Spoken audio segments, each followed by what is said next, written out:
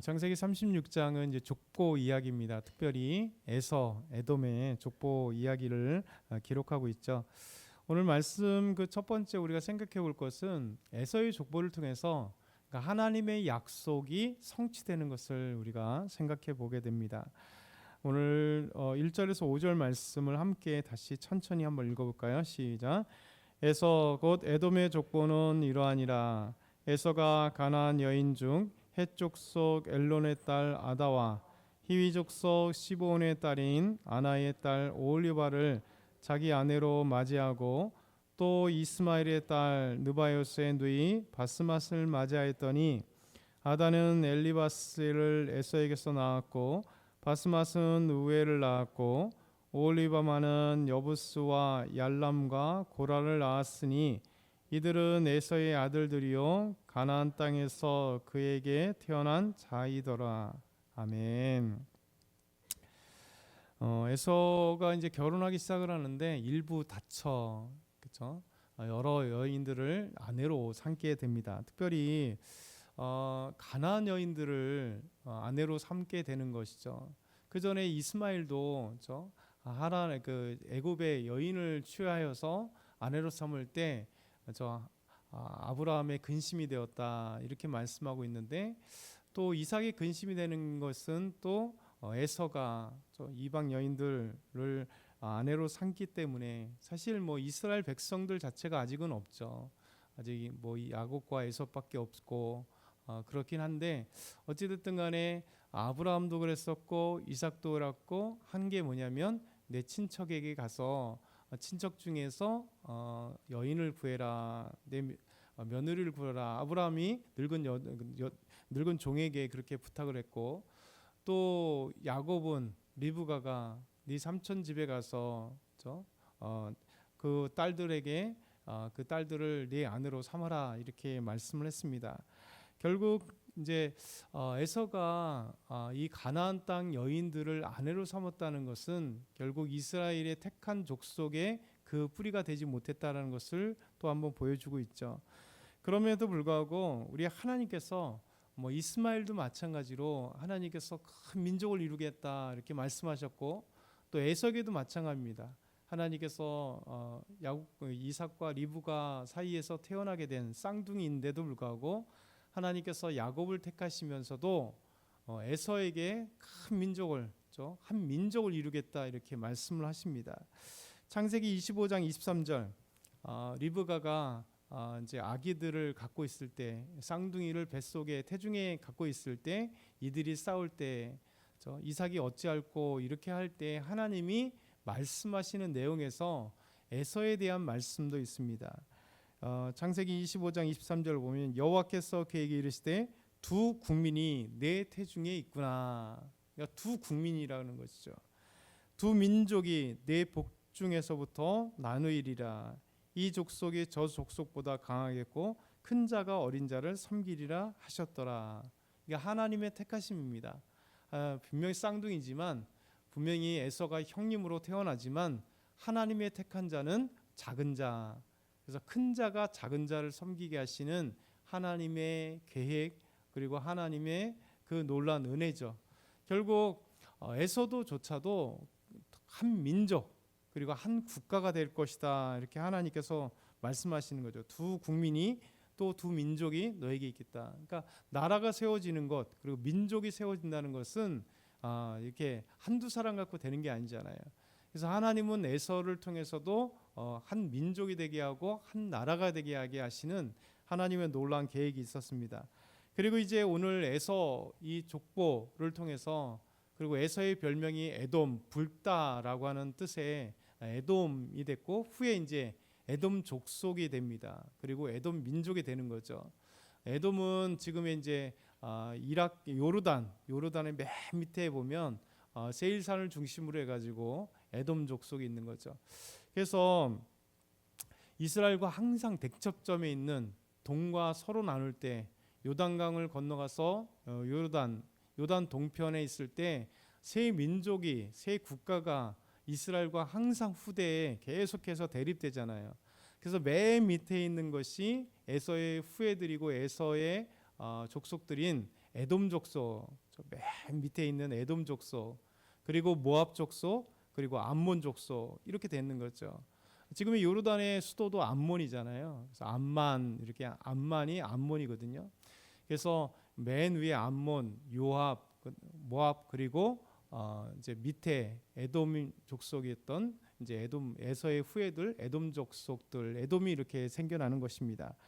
그럼에도 하여튼 하나님의 계획 가운데 에서의 후예들이 민족이 되고 국가가 되게 하시는 이것이 하나님의 약속이고 변치 않는 것. 그래서 우리 하나님은 성경을 통해서 항상 보여지는 게 뭐냐면 하나님이 약속하시고 말씀하시는 바는 반드시 하나님이 이루신다는 거예요. 역사를 하나님은 초월하시는 거죠.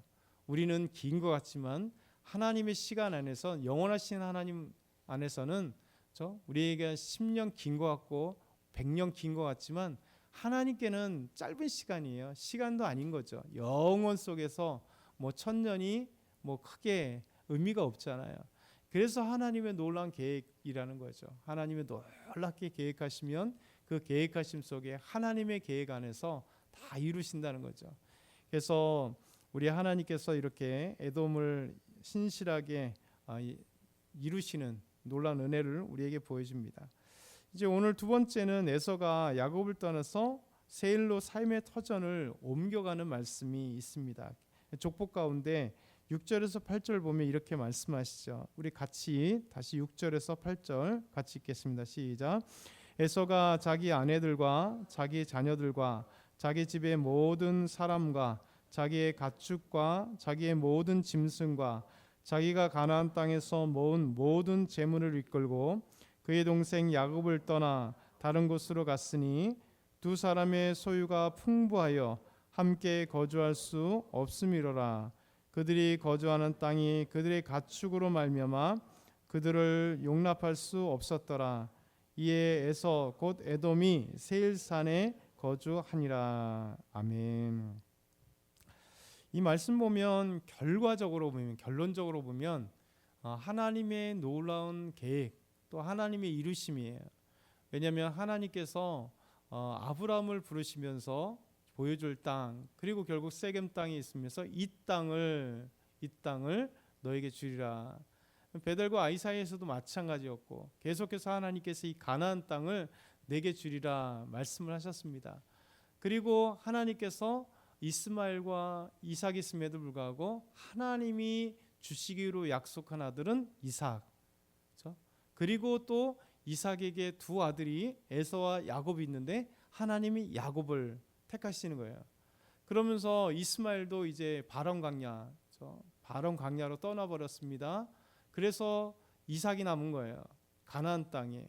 그래서 지금 시내 반도 안에 바람 광야가 있으니까 이스마엘은 그 바람 광야로 떠나버렸고 가나안 땅이 아닌 그리고 또 야곱이 지금 이곳에 남아있을 때 에서가 분명히 힘이 있잖아요. 큰 400명의 젊은 장정들을 데리고 오면 상당한 집안에 돈도 많고 힘이 있고 그 다음에 많은 하인들이 있었다는 얘기잖아요. 그럼 사실은 얼마든지 동생 에서를 쫓아낼 수 있습니다. 야복강에서 만났다가 헤어지고 다시 지금 만나서 살고 있었다는 얘기잖아요. 그런데도 불구하고 하나님의 계획은 아브라함 그리고 택하신 야곱 주기로 한 이삭 그리고 야곱에게 그리고 그 후손들에게 하나님께서 이어지게 하시는 하나님의 놀라운 계획 때문에 그 표면적인 이유는 뭐냐면 야곱의 가축들과 예서의 가축들이 서로 목초지가 적기 때문에 풍부가 많음으로 서로 용납할 수 없기 때문에 우리가 목초지가 적다 하면서 헤어지게 된 거예요. 근데 사실 힘 있는 자는 아직까지 에서입니다. 그러면 충분히 에서가 야곱에게 얘기할 수 있잖아요. 야곱아, 네가 저쪽으로 가라.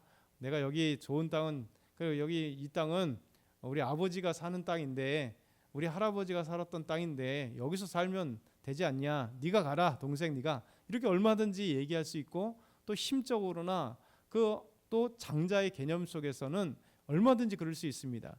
그런데 이것이 아니고 에서가 자기 자녀들과 자기 아내들과 저 가나안 땅에서 모은 모든 재산과 가축들과 그리고 자기 사람들 곧 종들을 다 데리고 세일산 쪽으로 싹 떠나버리는 이것이 하나님의 계획이요 큰 하나님의 은혜인 거죠.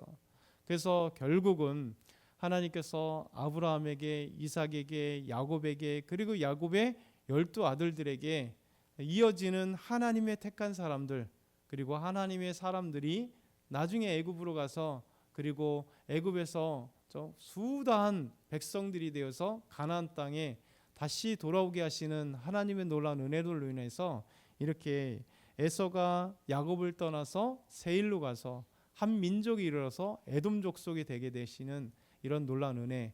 그래서 결국은 하나님께서 택하신 하나님의 사람들의 그 후손을 통해서 다르게 얘기하면 이스라엘의 후손, 이스라엘의 족속이라고 할 수 있는 곧 야곱이 이스라엘이 됐기 때문에 이스라엘이라고 하는 족속을 하나님께서 이 가나안 땅에 두시게 하는 이 역사를 초월하신 하나님의 놀라운 계획, 이것이 바로 오늘 말씀입니다.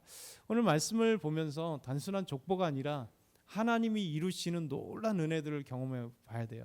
그리고 하나님이 이루시는 것들을 보게 되고, 그래서 에서와 야곱의 헤어짐도 하나님의 놀라운 계획이다. 우리가 표면적으로 보는 것은 우리의 눈이죠. 역사도 마찬가지 아니겠어요? 이 나라, 이 민족, 전 세계가 지나가는 것은 여러 가지로 해석하겠죠. 정치적으로 해석하고 경제적으로 해석하고 문화적으로 해석하고 수많은 것으로 해석할 수 있겠지만 그것도 맞는 얘기입니다. 그러나 눈에 보이지 않는 하나님의 손길이 있다는 사실은 우리가 놓치면 안 되는 거죠. 그래서 우리 인생도 마찬가지예요. 매일같이 하나님 보입니까? 안 보이잖아요. 하나님의 손길 안 보이잖아요. 그런데 우리의 믿음으로 하나님의 손길을 경험하게 되고 느끼게 되고 보게 되는 거죠. 그래서 오늘도 우리 하나님께서 우리 인생 가운데 애굽 에서처럼 또 야곱처럼 하나님 인도하시는 그 놀란 하나님의 섭리들을 보는 저와 여러분이 다 되길 소망합니다.